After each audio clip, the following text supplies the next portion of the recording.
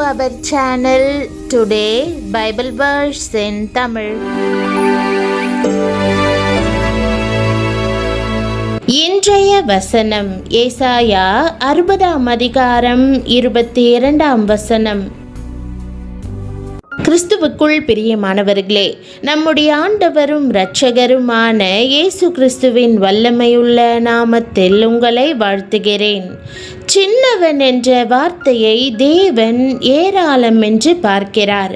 அவர் மறைந்திருக்கும் உங்கள் நாட்களை மிகுதியான அறுவடையாக மாற்றுவார். பிரியமானவர்களே, இன்றைக்கு ஆண்டவரிடமிருந்து பலத்த காரியத்தை எதிர்பாருங்கள். தேவன் உங்களை அற்புதங்களுக்குள் நடத்துவார். அவ்வாறுதான் அவர் உங்களை ஆற்றுவார், உங்களோடு பேசுவார், தம்மை காண்பிப்பார். சின்னவன் 1000 சிறியவன் பலத்த ஜாதியுமாவான்.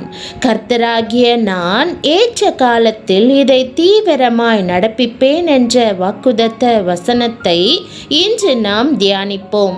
இன்றைக்கு நீங்கள் இருக்கும் இடத்தில் சின்னவனாக உங்களை உணரலாம். வெளியே வந்து உங்களை மக்களுக்கு காண்பிக்க கூச்சப்படலாம்.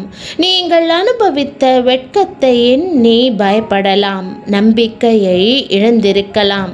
யாராவது உங்களை கேலி செய்திருக்கலாம். மக்கள் உங்களை அச்சுறுத்தி இருக்கலாம். ஆகவே நீங்கள் மறைந்திருக்கலாம். மற்றவர்கள் உங்களை குறைவாக மதிப்பிட்டு உங்களுக்கு காண்பிக்க எதுவுமே இல்லை என்றிருக்கலாம். ஆம், இன்றைக்கு நீங்கள் சின்னவனாக சிறியவனாக இருக்கலாம். ஆனால் ஆண்டவர் உங்களை தெரிந்து கொண்டிருக்கிறார். அவர் 1000 ஆக்குவதற்காக தம்மால் என்ன செய்ய முடியும் என்று இயற்கைக்கு அப்பாற்பட்ட தம் வல்லமையை காண்பிப்பதற்காக உங்களை தெரிந்து கொண்டிருக்கலாம். தேவன் ஏற்கனவே 1000 இருப்பவரை ஆசிர்வதிக்க தெரிந்து கொண்டால் உலகம் ஆச்சரியப்படாது. ஆனால் அவர் சிறியவனாக கவனிக்கப்படாத நிலையில் குறைவாக மதிப்பிடப்பட்ட ஒருவரை எழுப்பினால்தான் உலகம் அவரது மகிமையை காணும். ஒரு சிறு பையன் இயேசு என்ன பேசுகிறார் என்று கேட்பதற்காக மலைக்கு வந்திருந்தான். இயேசு, இங்கே என் பிரசங்கத்தை கேட்பதற்காக வந்திருக்கும் ஆயிரக்கணக்கான மக்களுக்கு கொடுக்க உணவு ஏதேனும் இருக்கிறதா என்று கேட்டபோது இந்த சிறு பையன் தான் கொண்டு வந்திருந்த சில அப்பங்களையும் மீன்களையும் கொடுத்தான். அன்றைக்கு என்ன நடந்தது? இயேசு அவற்றை பெற்றுக்கொண்டு ஆசிர்வதித்தார். அவர் மூலமாக ஒரு அற்புதம் நடந்தது. அவன் கொடுத்த சிறு காணிக்கை அவனை மட்டுமல்ல, ஆயிரக்கணக்கானோரை போஷிக்கும்படி இயேசு அவற்றை பெருக பண்ணினார். அன்றைக்கு இயேசு அந்த பையனை பயன்படுத்தியதை அறிந்து மக்கள் அவனை பாராட்டியிருப்பார்கள். ஆண்டவர் இப்படித்தான் நம் வாழ்க்கையிலும் கிரியை செய்கிறார். ஆகவே சின்னவனாக இருப்பதை எண்ணி இன்றைக்கு வருத்தப்படாதீர்கள். ஆண்டவராகிய இயேசு கிறிஸ்து உங்களை மிகவும் நேசிக்கிறார். நீங்கள் சாதாரணமானவர்கள் அல்ல. நீங்கள் கர்த்தருக்கு மிகவும் விசேஷித்தவர்கள். நீங்களோ தெரிந்து கொள்ளப்பட்ட சந்ததி. கோடிக்கணக்கான ஜனங்களிலிருந்து அவர் உங்களை தமக்கென தெரிந்து கொண்டிருக்கிறார். சாமுவேல் தீர்க்கதரிசி இஸ்ரவேல் ஜனங்களை பார்த்து, கோடிக்கணக்கான ஜனங்களிலிருந்து தேவன் உங்களை தமது சொந்த ஜனமாக தெரிந்து கொண்டிருக்கிறார் என்று கூறுகிறார். ஆம், தேவன் உங்களை ஒரு நாளும் கைவிட மாட்டார். அவர் உங்களை நினைத்திருக்கிறார். அவர் உங்களை ஆசீர்வதித்து மிகவும் திரளாய் பெருக பண்ணுவார். கர்த்தர் நம்மை நினைத்திருக்கிறார். அவர் ஆசிர்வதிப்பார். இஸ்ரவேல் குடும்பத்தாரை ஆசிர்வதிப்பார். அவர் ஆரோன் குடும்பத்தாரை ஆசிர்வதிப்பார். கர்த்தருக்கு பயப்படுகிற பெரியோரையும் சிறியோரையும் ஆசிர்வதிப்பார்.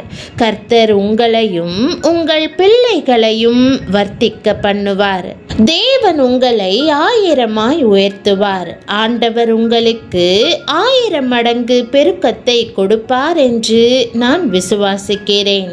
ஏனென்றால் நீங்கள் தேவனால் விசேஷமாய் தெரிந்து கொள்ளப்பட்டுள்ளீர்கள். உங்கள் வாழ்க்கையை தேவனிடம் அர்ப்பணித்திருக்கிறீர்கள். நீங்கள் அவருடைய சொந்த பிள்ளைகளாய் இருக்கிறீர்கள். இயேசுவின் நாமத்தை நீங்கள் ஒருபோதும் மறந்துவிடவில்லை. உங்கள் வாழ்வில் தேவனை முதலிடத்தில் வைத்திருக்கிறீர்கள். நீங்கள் கர்த்தருக்கு உண்மையாய் சேவை செய்கிறீர்கள். எனவே நிச்சயமாக கர்த்தர் உங்களை ஆசீர்வதிக்க நினைத்திருக்கிறார். அவர் உங்கள் பெயரை அறிந்திருக்கிறார். அக்காலத்திலும் இஸ்ரவேல் புத்திரர் வருவார்கள். அவர்களும் யூதா புத்திரரும் ஏகமாய் அழுது நடந்து வந்து தங்கள் தேவனாகிய கர்த்தரை தேடுவார்கள் என்று கர்த்தர் சொல்லுகிறார். மறைக்கப்படாத நித்திய உடன்படிக்கையினால் நாம் கர்த்தரை சேர்ந்து கொள்வோம் வாருங்கள் என்று சீயோனுக்கு நேராய் முகங்களை திருப்பி சீயோனுக்கு போகிற வழி எதுவென்று கேட்டு விசாரிப்பார்கள். இங்கே கர்த்தர் இஸ்ரவேல் மக்களையும் யூதா மக்களையும் பற்றி பேசுகிறார். அவர்கள் அனைவரும் ஆண்டவரால் தேர்ந்தெடுக்கப்பட்ட யூத மக்கள் என்றாலும் அவர்கள் தங்களை பிரித்து ராஜ்யங்களை உருவாக்கி 2 வெவ்வேறு ராஜாக்களை கொண்டிருந்தார்கள். ஆனால் தேவன் எப்போதும் அவர்களை ஒருவராகவே பார்த்தார். இன்று உங்கள் குடும்பமும் வளர்ந்து பெருகியிருக்கலாம். குடும்பத்தின் ஒரு தரப்பினர் தேவனுக்கு சேவை செய்யலாம். மற்றொரு தரப்பினர் அவ்வாறு செய்யாமல் இருக்கலாம். ஆனால் ஆண்டவரோ அவர்களை முழு குடும்பமாக பார்க்கிறார். ஏனெனில் அவர் உங்களை தெரிந்து கொண்டிருக்கிறார். மேலும் அவர் உங்கள் குடும்பத்தில் உள்ள அனைவரையும் ஒரு சிறப்பு பெற்றவர்களாக மாற்றியுள்ளார். தேவன் உங்கள் குடும்பத்தினர் அனைவரையும் ஒன்றிணைத்து அவரை தேடுவதற்கு வழி செய்வார். அவர் உங்கள் கண்ணீரை கண்ணோக்குகிறார். கண்ணீரோடே விதைக்கிறவர்கள் கம்பீரத்தோடே அறுப்பார்கள். கர்த்தர் உங்களை குடும்பமாக உயர்த்துவார். ஆண்டவர் உங்கள் வாழ்க்கை மூலமாக அற்புதங்களையும் அதிசயங்களையும் செய்யும் போது நீங்கள் 1000 காணப்படுவீர்கள். இந்த வாக்குத்தத்தத்தை சுதந்தரிப்பீர்களா?